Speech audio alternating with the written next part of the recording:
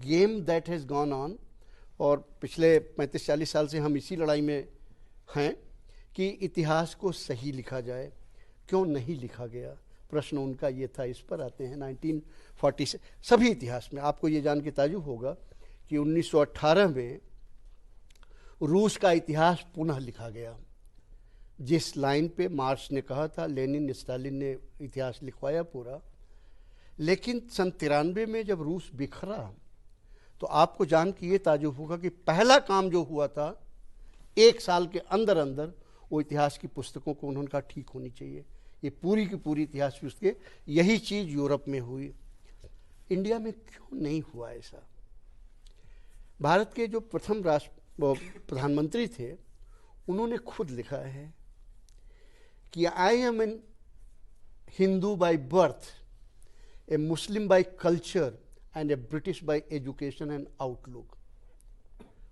वो खुद लिखते हैं और फिर लिखते हैं birth by accident, culture by part of my life, education and outlook is my training.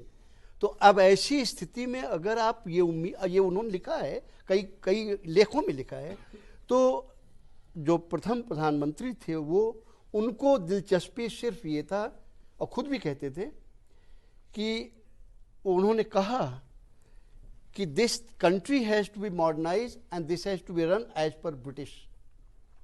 तो उनकी कोई दिलचस्पी ही नहीं थी इतिहास को ही नहीं, पूरी संस्कृति को लेके। और इसको लेके एक एग्जाम्पल मैं और दे देता हूँ, आपकी बात साफ हो जाएगी, क्योंकि मैं ओपिनियन ज़रा कम देता हूँ, मैं वहीं से ले आता हूँ, भाई आप ही ने क्या कहा था।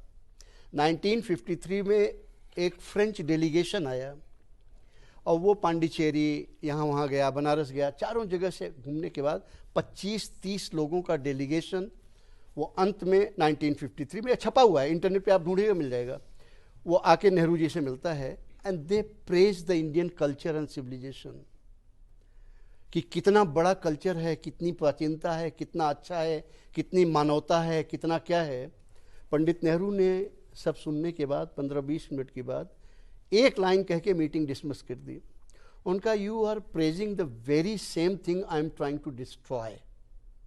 ये भी छपा हुआ है कि आप उस चीज की प्रशंसा कर रहे हैं, उस संस्कृत की प्रशंसा कर रहे हैं जिसको मैं जी जान से खत्म करने पे लगा हुआ हूं।